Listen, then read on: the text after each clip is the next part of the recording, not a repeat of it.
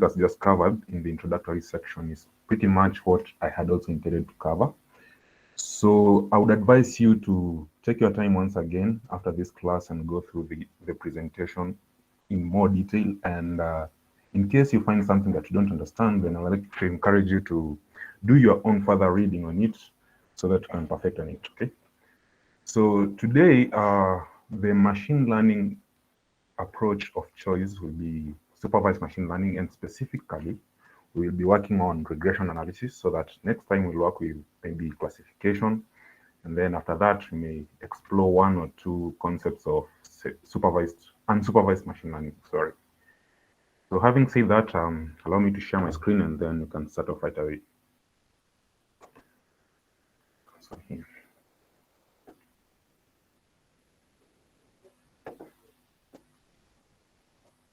Okay, so I hope that so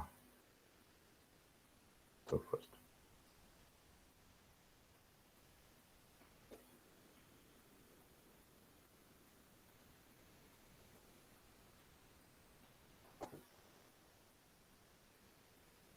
Great. So I hope everyone can see my screen.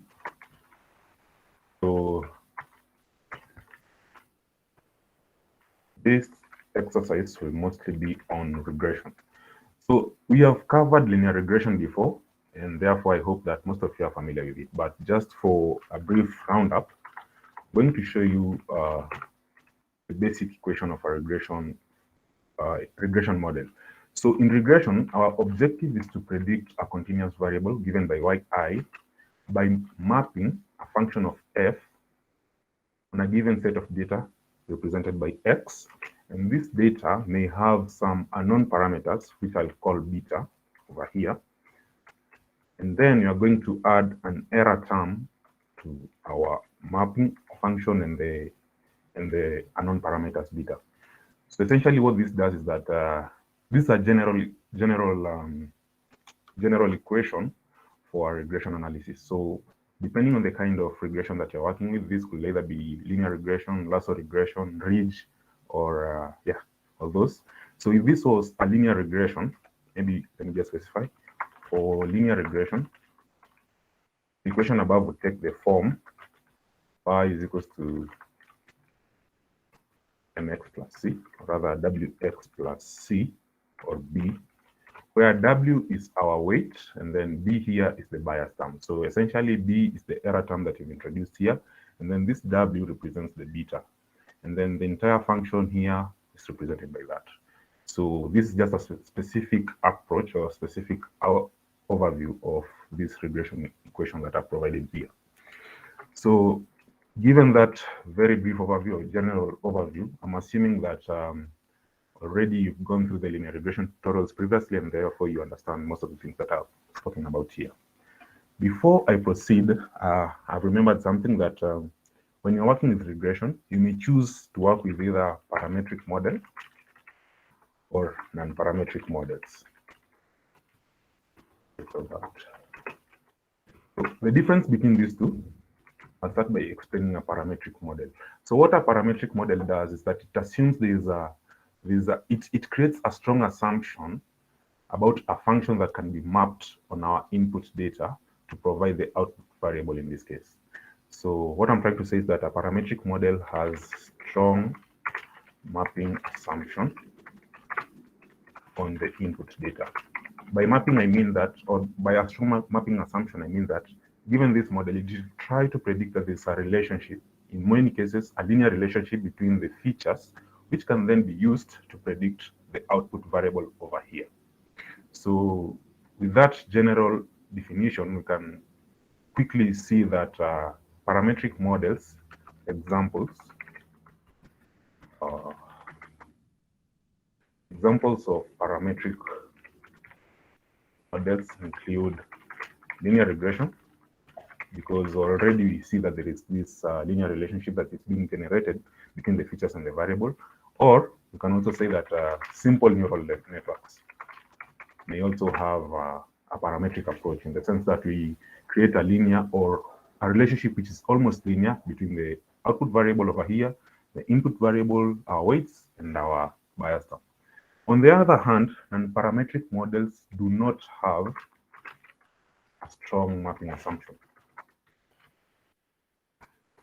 So essentially, this implies that if you have an unparametric model, it will not try to create a linear mapping between the features to come up with this variable. Instead, it is going to explore the different ways through which it can come up with the best predictions given our features. Okay, so examples of non-parametric models are models that most of you have interacted with. For those of you who are familiar with statistics and things like those, so I can briefly mention them here. We have decision tree models, for instance, and then we have ensemble models, and then I think there is also let me see, we have gradient boosting algorithms as well. So an example of a decision tree model is a decision tree regressor for the case of regression. If it were for classification, it would be decision tree classifier. An example of an ensemble model, we have the random forest regression model, and then gradient boosting algorithms are things like CatBoost, XGBoost, LGBM, and there's also the gradient boosting regressor. So for those of you who may want to read more on this, I'll encourage you to find some textbooks. I think there's one that's uploaded on Moodle LMS that explains most of these models in detail. So yeah, you can take your time and go through them. So depending on the problem you're trying to solve, if you have any prior knowledge of the data, you may choose to work with either a parametric model or a non-parametric model. So if you're solving a problem which you know very well that a linear relationship exists between or among the features, then it's highly advisable that you go for parametric models, because already we have some inbuilt libraries that capture in any relationship, any kind of linear relationship between the features extensively in parametric models. On the other hand, if you don't have any prior knowledge of your data, or you don't know if there's any kind of relationship between your features, then non-parametric models are the best way to go. However, they may not always perform well, so it's good to compare these two, and that will form the basis of this exercise. So with that brief theory, I'm going to start with the hands-on, and I'll request that if you have any questions or concerns, you note them down, and then maybe in between the session, I'll try and allocate some few moments to answer your questions. So just before I begin, is there any other question? I want to believe that there is none so far. Awesome. So I'm going to start right away. I'm going to import all the libraries that I use, and then also import the data. So I'm going to start with matplotlib for the visualization, then numpy for mathematical manipulations, and that's for reading in the data. And then I'm going to start with the importing the ensemble model, which for our case is the random forest regressor.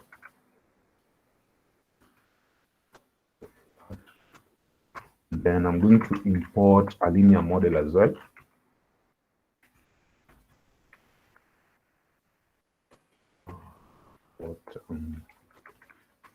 Linear regression. Then I'm going to import my metrics, and for this case, I'm going to use the mean squared error, and yeah, the mean squared error basically. Then finally, the last thing I'm going to import, I'm going to import some data preprocessing, but data selection.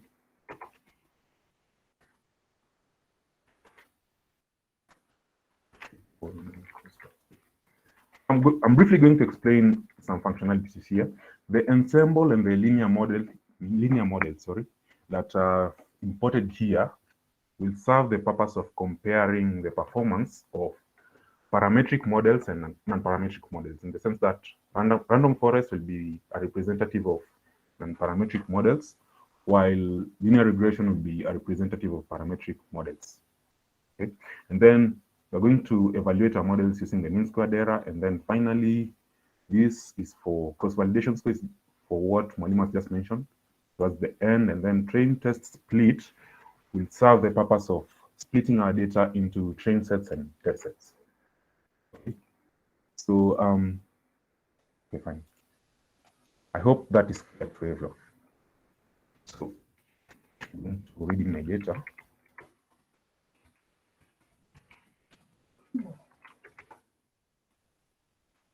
So, basic summary of our data is that it contains information about, or rather, it contains information about the closing price of cryptocurrency, different types of cryptocurrencies. You know that in the present age, we have a lot of interest in, or there's a lot of popularity or a lot of demand on cryptocurrencies like Bitcoin, Dogecoin, and such.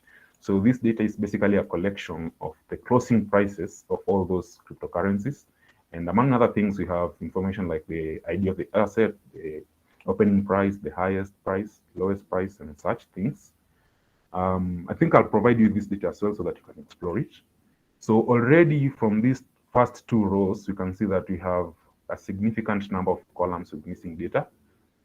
So you already have a sense that we need to clean our data.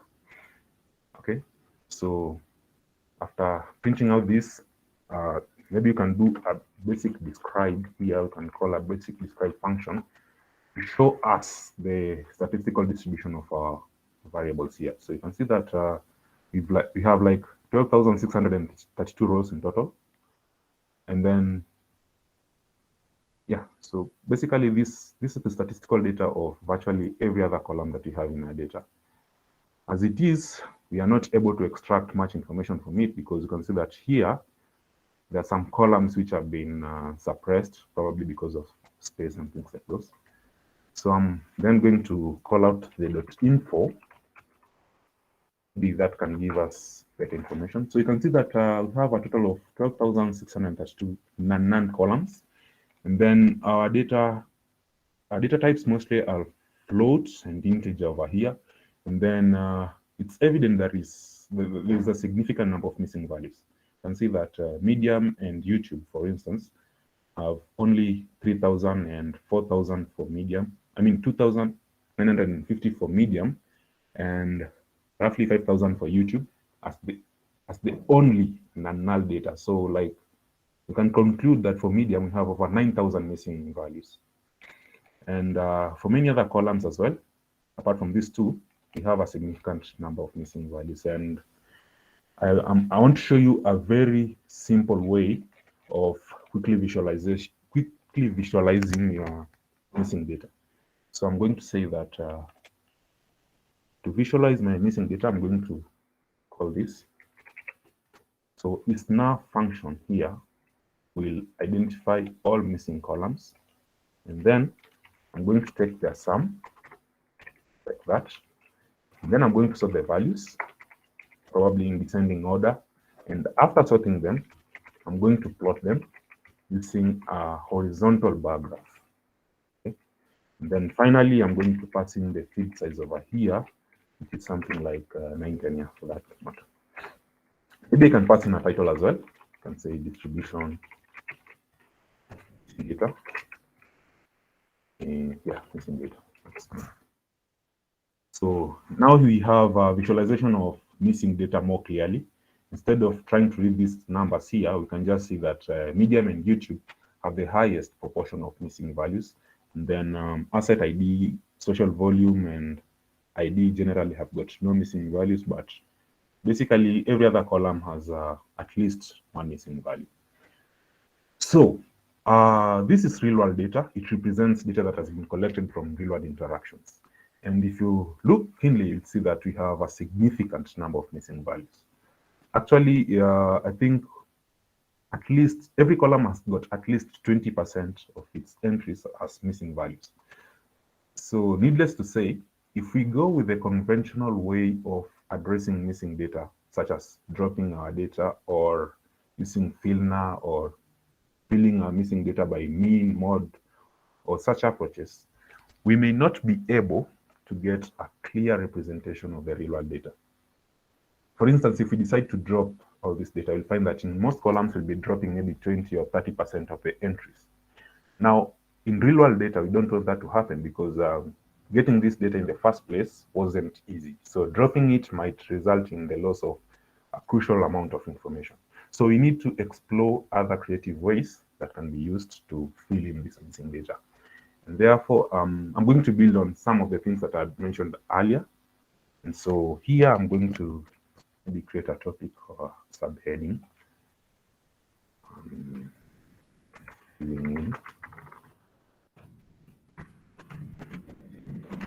To this, I'm going to fill in the missing data by comparing the two categories of data. Maybe we have categorical values and numerical attributes. So I'm going to define a function that will address missing values among categorical features. And then I'm also going to come up with a way that will fill in the missing values among numerical features. But this time, I'm not going to use the conventional fill-nar or drop-nar methods. We're just going to come up with our own unique ways. So for the categorical features, the first step will be maybe to find the number of categorical features or to identify categorical features from our data. So already if we, let me see, if I call in the number of columns, df.columns, we'll see that we have all these columns here. So there's no way I'm going to go column by column and checking the number of unique values to determine if it's categorical or continuous. So what I'm going to do, I'm going to create two empty lists, one for the categorical columns and the other one for the numerical columns. And then I'm going to say this, for column in df.columns, if the number of unique values in a specific column is less than 10, I'm going to assign this column into this categorical column list here that I've created. So I'm going to say cat calls, append, else that column belongs to numerical column. So I'm going to say num calls dot append call. So I'm going to repeat what I've done. I'm taking every individual column in this collection of columns here. And for this column, I'm going to check the number of unique values. So the number of unique values means that if I select a column like OpenID, I want to find all the unique entries in OpenID. And if these entries are less than 10, remember our data set has like 12,000 variables, no, 12,000 observations. So among these observations, if like in this specific column here, we've got 10 values, we can comfortably conclude that this data has been categorized into 10 unique classes or categories. So that's why we are assigning this number over here. Feel free to play with it. You can pass in either 5 or whatever number you are pleased with, but it should be a reasonable amount that will show us that indeed this data has been split into categories rather than being continuous data. Else, if our number of unique values exceed 10, maybe if we look at the opening price here, we can have more than 10 unique opening prices, then I'm going to conclude that that's a continuous variable. So I'm going to assign it to this numerical column here, and that's what I've done. So now, if we call our categorical columns, cat calls, we'll see that these are the only columns that have less than 10 unique values in every individual entry. Okay, so for each of these columns, if I look here, I'm going to see that apart from asset ID, market cap rank should have some missing data. Like, yeah, we have a significant number of like over 4,008 entries are null values in the market cap rank. So, of course, if we look at the social score 24-hour rank again, we also have another significant amount of missing data.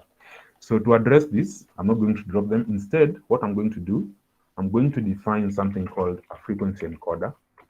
And if you remember, we had a previous class that touched on frequency encoding as a way of addressing missing values.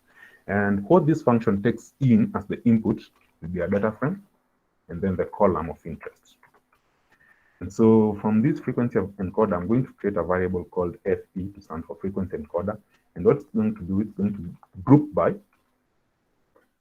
So it will group by the specific column that we passed in here.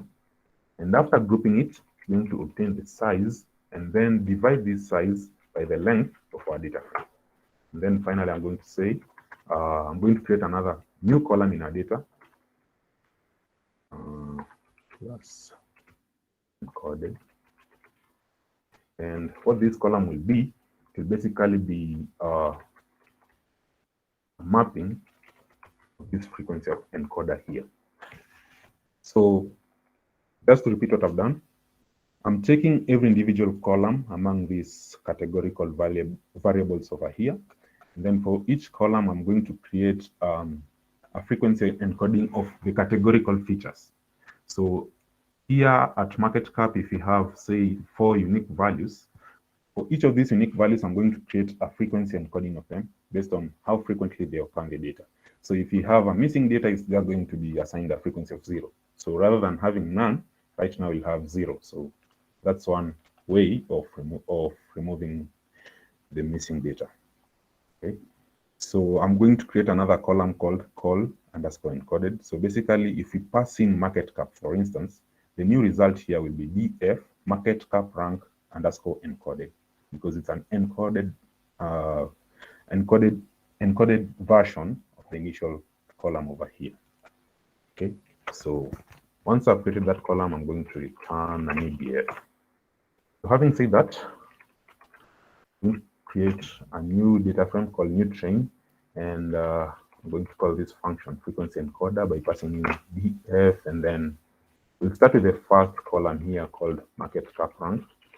I'm ignoring the asset ID because it doesn't bear any much information. It's basically like an ID column. So wait a minute. No, actually we have to start with that because it contains some information. So I'll start with asset ID.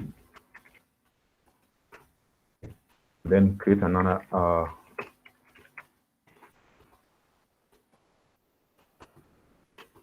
this time now we're going to pass new train as our new DF, because remember what this function returns is a new data frame with these new columns over here.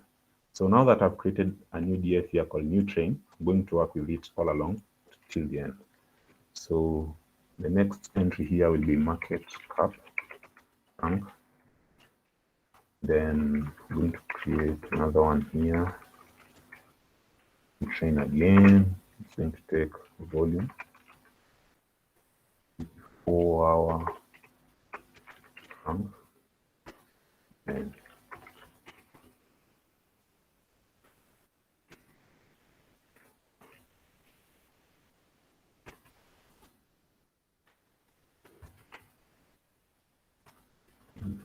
this.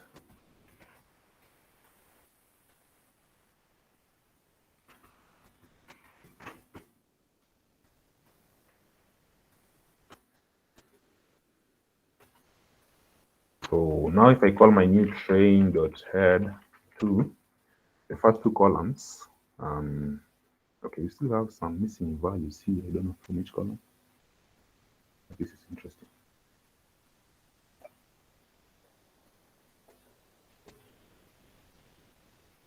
This shouldn't be happening, but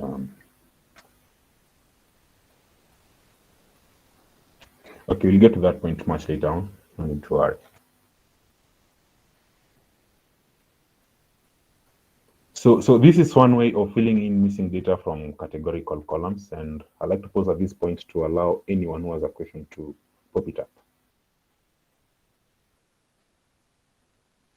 Do you have any question, any concern? Okay, fine. If there's none, I'm going to carry on.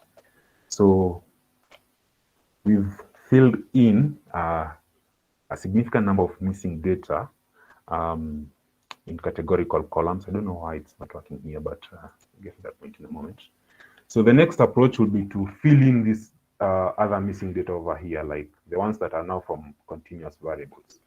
And as I had said earlier, there is the fillna method, and the fillna method takes in an approach, like you may decide to fill in all missing data using the previous value. So like in this case, if I say fillna method and then I pass the forward fill, it's basically going to transfer this 5 and put it here. So instead of having 5 and then null, we'll be having 5 and then 5.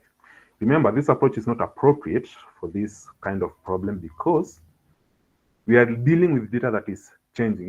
If you guys have interacted with cryptocurrency, you know very well how rapidly the characteristics of such industries change. We find that in the morning, maybe the opening price will be this. By afternoon, this is a perfect example. So you can see that this variation is quite significant. Okay? So using the Filner method might not be appropriate because we'll only create many numerical values which are just static. There's no trend that will help our models identify the patterns. So one way of overcoming this challenge, I found out that there's a method called interpolate. And what interpolate does from basic mathematics is that it tries to interpolate from the previous point.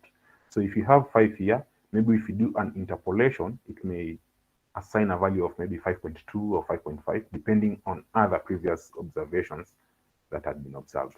So that's what we are going to do in here. I'm going to say filling in missing data among numerical variables. So I'm going to drop the YouTube and Medium columns here because they have a lot of missing data. So probably they were not important. I'm just going to say new train.drop. Medium and YouTube.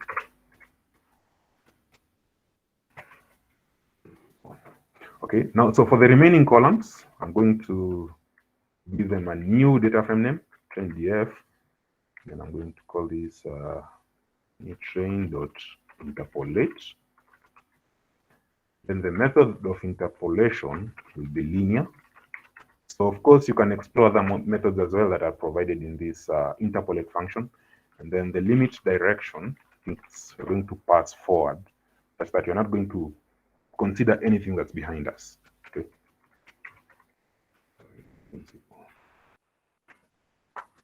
Okay. So now, by calling my train.df.head, we see that yeah, the missing data that we had previously, they are no longer there. So I don't understand why this frequency encoding didn't work for some values over here. But by default, by creating this encoding, we created a numerical value, a continuous value, instead of having a categorical feature. So from this continuous value, we are now able to apply this interpolate method here that will then create this new entry. Okay, so here we can see that it has provided a similar entry over here because we don't have much previous information before the first row that could be used to guide our interpolate method such that it provides you get the point of interpolation. We don't have enough data to provide a new observation here that's much different from this. If you had like 10 null values first that were very much different, and then you have an 11th null value, the interpolation method will basically apply a mathematical function on this previous 10 to assign to the 11th null value, and this new assigned variable will be very much or slightly different from the previous 10 values. So that explanation is sketchy, but I hope it's giving you an idea of what the interpolate method here does. So now, if we check out the distribution of missing data in a data frame, we don't expect to see any missing data.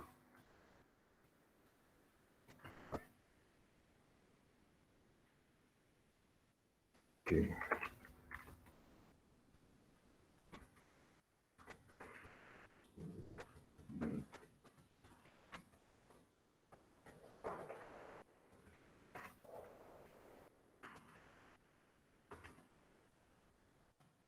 So now you can see that in our entire new data frame, there's no single missing variable. So basically, this is one way of addressing missing data. But as Mwalimu had said, a lot of effort, when it comes to machine learning, a lot of effort is placed in cleaning the data. So what I've done here is a very crude way of filling in missing data that is not guided in any way with any prior knowledge. So depending on the kind of problem and the domain, you may have some knowledge on how to address this missing data. For this case, you just went with a general approach. It may not be effective, but at least it tries to reduce the proportion of missing data in our data frame. So because of time, I may not explore other data preprocessing methods, but then you may remember that initially we'd spoken about standard scalar and min-max scalar. And let's say that one is used to normalize data, like to achieve a Gaussian distribution, while the other is used to transform your data such that it's scaled between 0 and 1. Of course, that's the standard. No, that's the min-max scalar. Yeah. So min-max scalar, what it does is that it tries to squish your data into either 0 or 1. So, of course, the intention is to remove any outliers that may exist in your data. So, for purposes of time, I'm going to overlook that process because we may need to go through column by column to identify which column to standard scale, which one to apply the min-max scalar on, and such. But because of time, we can do that. So, we finished our data cleaning process. So the next part is modeling. But before we do that, we need to identify our independent features and dependent features. So of course, we know that what we want to predict, if I had not mentioned earlier, let me mention now, is the closing price of these cryptocurrencies over here. So we are more interested in this column, close, because we want to find what's the closing price of an individual cryptocurrency at a given instant. So I'm going to come here and say that my Y will be NDF close. And then my X values or my independent features will be every other column except the close column, except that and the ID column, because it's not providing us with any information. Okay. So now we have our independent features over there and the dependent features over here. Now, when you're doing your modeling, it's always advisable to set your seed. I'm going to set my seed as 2020. Basically, what seed does is that can provide here any random number, maybe 1, 2, 42, 2020. What it does is that it ensures that the results of your work are reproducible. Without this seed, you may find that in some cases you'll fit a model and get a score of maybe 9.85, for instance. And then you realize that you had made a problem somewhere. So you repeat your entire process and again fit the model and find that instead of obtaining the previous score of 9.85, for instance, you end up with a different score, which in some cases may not be desirable, maybe a greater error score, like 15 or so. So by setting the seed, you're going to avoid the problem of your scores changing, or like you're going to address the problem of irreproducibility. If I give you this data, this notebook, I want you to run it and then find a given score. If I don't set this seed, I may find a different score from you, but basically what you've done is the same. So that's the purpose of seed, to ensure that our results are reproducible. So after that, I'm going to create an empty list here of models. And so remember, I had mentioned initially that our objective is to compare the performance of both parametric and non-parametric models in predicting the close price. And so for this case, the models that I'm going to append to that empty list are the linear regression model over here and the random forest regressor. So I'm going to say that models.append this linear regression.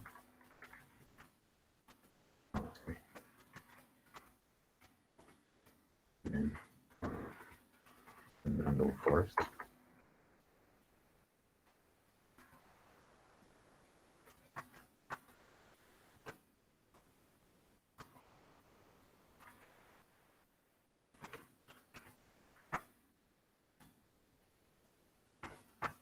Okay, so those are our two models, but before I proceed, maybe someone has a question? There's none, so we're going to carry on. So these are two models that we want to compare. Maybe I need also to create another new list here for results and the names of the model. Okay. Finally, the scoring algorithm that I'm going to use here will be the negative mean squared error, which is basically the mean squared error, but is a negative sign introduced. The purpose of this negative sign is to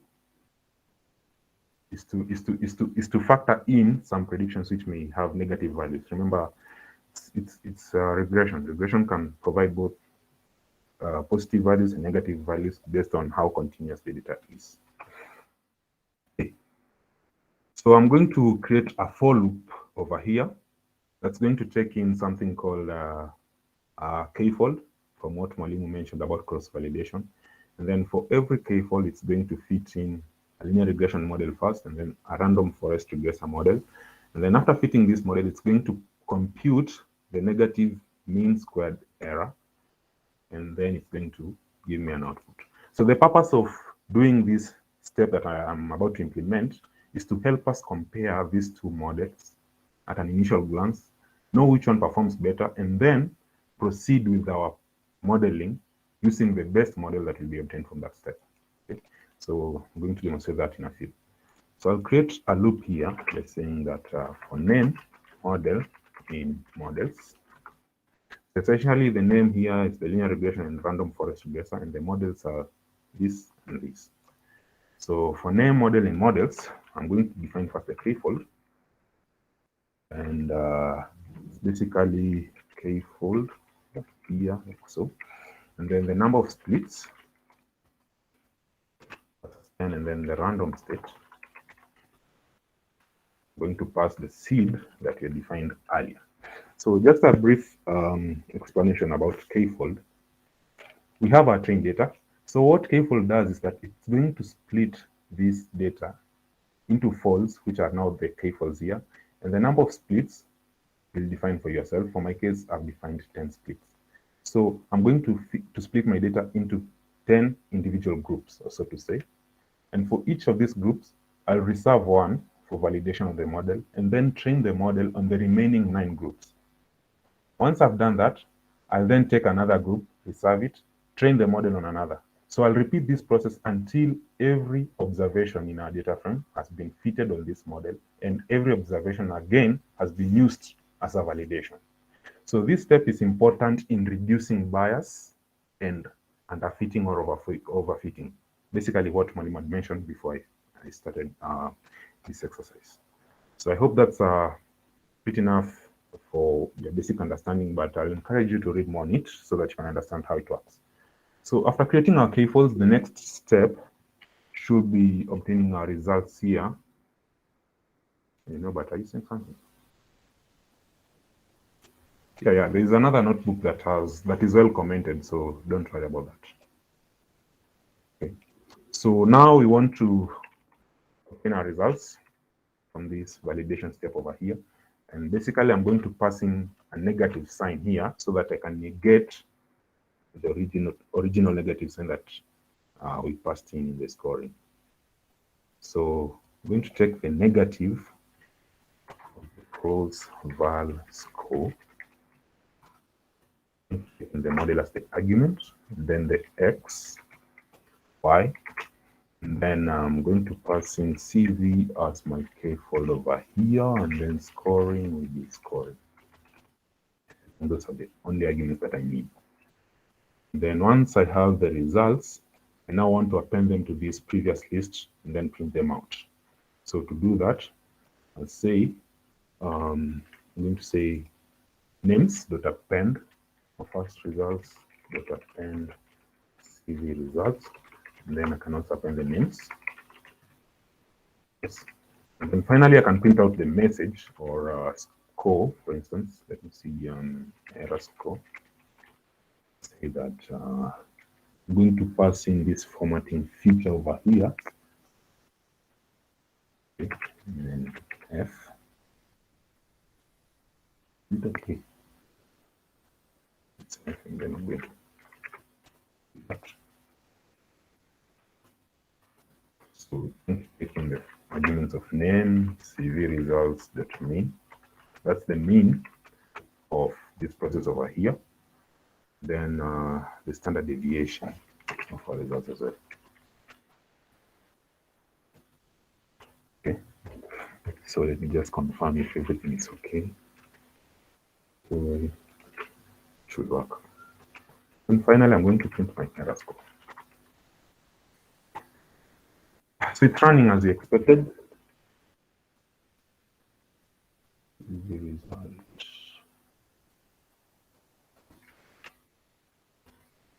It's running as expected. So you can see that linear regression has a score of about 4,913. So that means that the deviation of our model from the actual closing price is 4,913 units. So I'm not sure what the units are. Maybe they're in dollars or shillings, whatever they are, but the deviation is 4,913. The training for random forest regress is going to take some significant amount of time, and therefore, I think if anyone has a question, this might be the best time to bring it up. Thank you very much, Eric, for your positive response. I appreciate that. So if you guys have any question or concern, maybe you can bring them up at this moment. If there's any part that you feel I need to clarify, feel free to speak up now.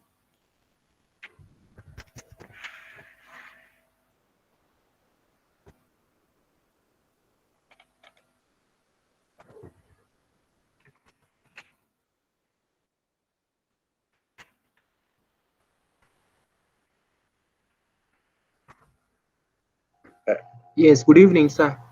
Good evening to you too. Yeah, maybe a point of clarification, no? I'm requesting that I'm not understanding where the data you are using, where it came from. Kindly, please guide me to understand maybe where is it you download it or Oh yes, specifically I where downloaded this data. Yes. So I feel like it's important to mention that there's a platform called Zindi. Zindi is an African company that tries to use machine learning to solve different problems within Africa and probably abroad, beyond. So they collected data about these cryptocurrencies, and then they created a challenge. You can visit their website, by the way, create an account there and take part in the activities. So they curated this data over here from different cryptocurrencies. So I basically went to Zindi because I'm a member of the platform. So I'm also participating in the price prediction, closing price prediction. Zindi, Mark. Just mention. Sorry, Zindi. Second word here. Yeah, so as I was saying, so they collected this data and uploaded it to their site. So I basically downloaded it from there. But you may choose to create your own data if you have the resources. So I'll provide you the link to Zindi much later on at the end of this and in the notebook that I'll share with Mwalimu. Yeah, Terence has provided you the link. That's better. Okay, thank you, sir. Okay.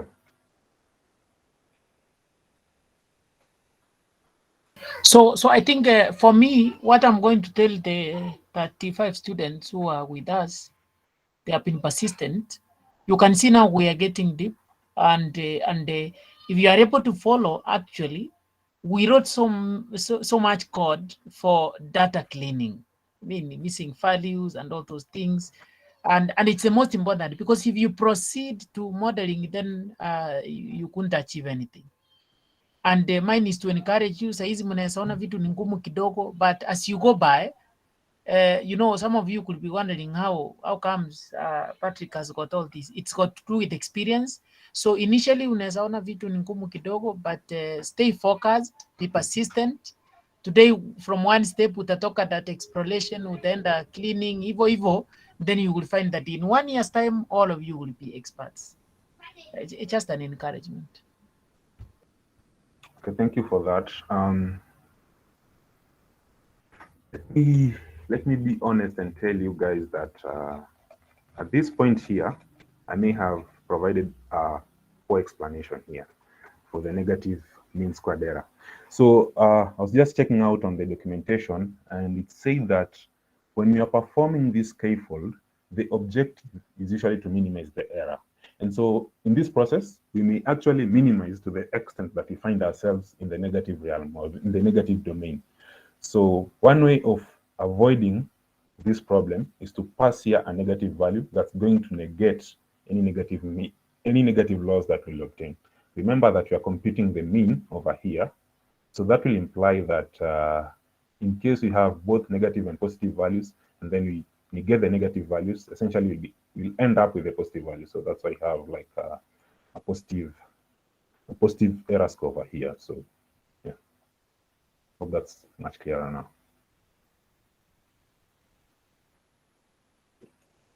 Okay, the data which is used to fill the empty fields. Here. So the data that was used to fill empty fields among categorical features, first we created a frequency encoder. And basically what a frequency encoder does, in case you missed the previous class we had mentioned it, it takes in a categorical column. So let me just show you here. So let's say we have a list of features. I have like cow. Okay, so we say cow, dog, cow, hen, horse, dog. So you can see we have like if we treat this as a column,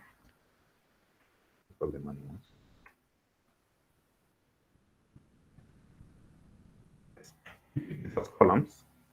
If we treat these animals as columns, and these are the entries in the column, you can see that we have an entry like cow, dog, cow, hen, horse, and dog. So these are categorical, but cow occurs twice. So already we can come up with a mathematical function, for instance, that says that cow occurs twice. So if we say cow encoded will be 2 over the total number of entries, 1, 2, 3, 4, 1, 2, 3, 4, 5, 6, 7, 2 over 6. And then dog encoded will be 2 over 6 as well. And then I think hen encoded will be 1 over 6. And finally, horse encoded 1 over 6. So basically, this is what this function does. Takes in every column, finds the number of unique values in every column, in each of these columns, and then it computes the frequencies. From this frequency, we now create a new column that's an encoded version of the previous column that will basically have these features over here. And for those of you who are keen enough will already know that the sum of all this should always be equal to 1. I think that's pretty much obvious. Okay, so I hope that answers your question, Mark.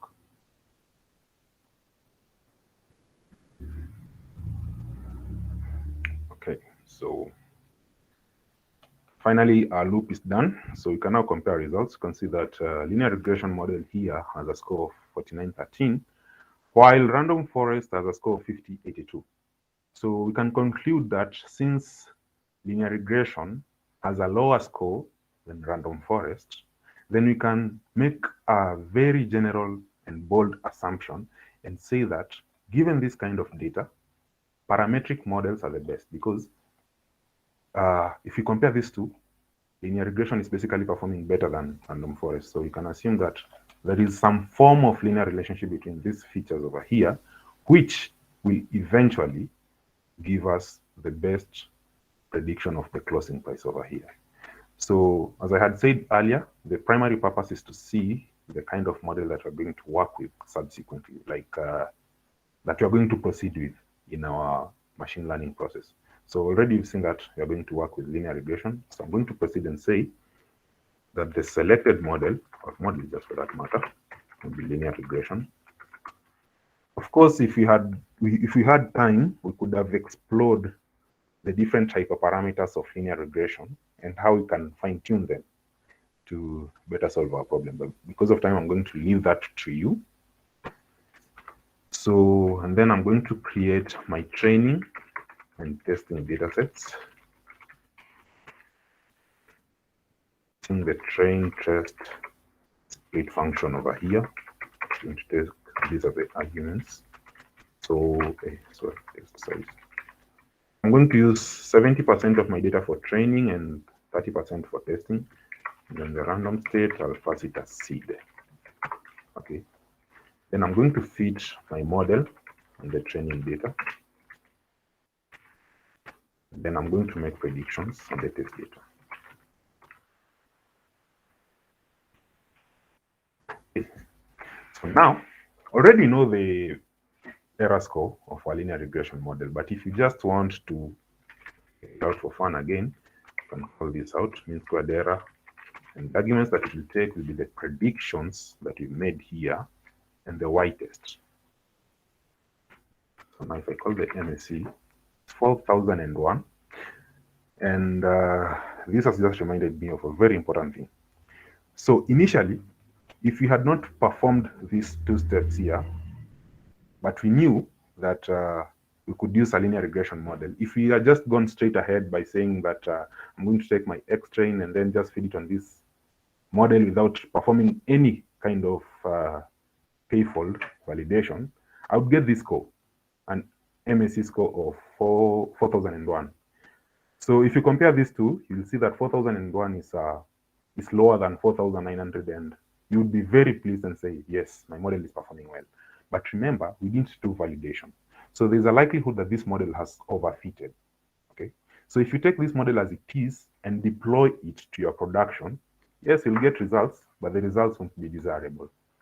So that's one very important reason for performing cross-validation.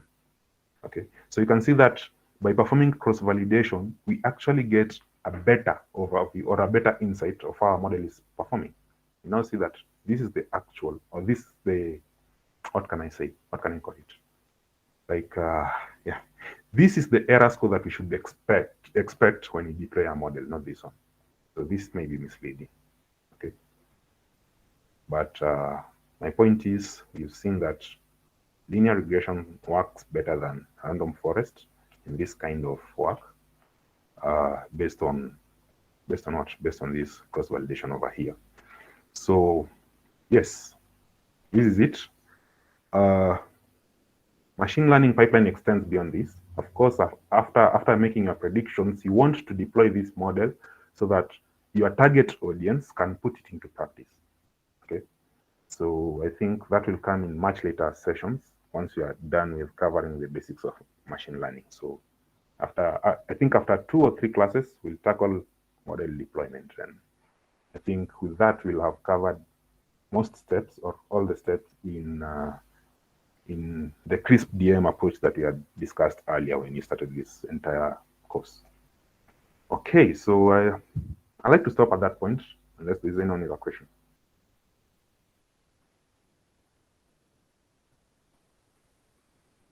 Good evening, sir. Yes, good evening to you too.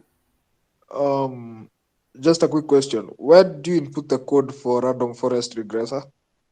It is not like defined specifically. Right here. Okay. So let me repeat. For those of you who are not familiar with Python, this is what a list in Python looks like. So I can call it a dummy list. It takes in values. So we can start with maybe values like animals again, electrons. Or we can also create a list of numbers. Okay. So basically, this is how you populate a list, or you can create your own empty list. Sorry. You can either do it that way, or you can say list. So either these square brackets or this function over here will create an empty list. So by creating this empty list over here, I then appended values to a list.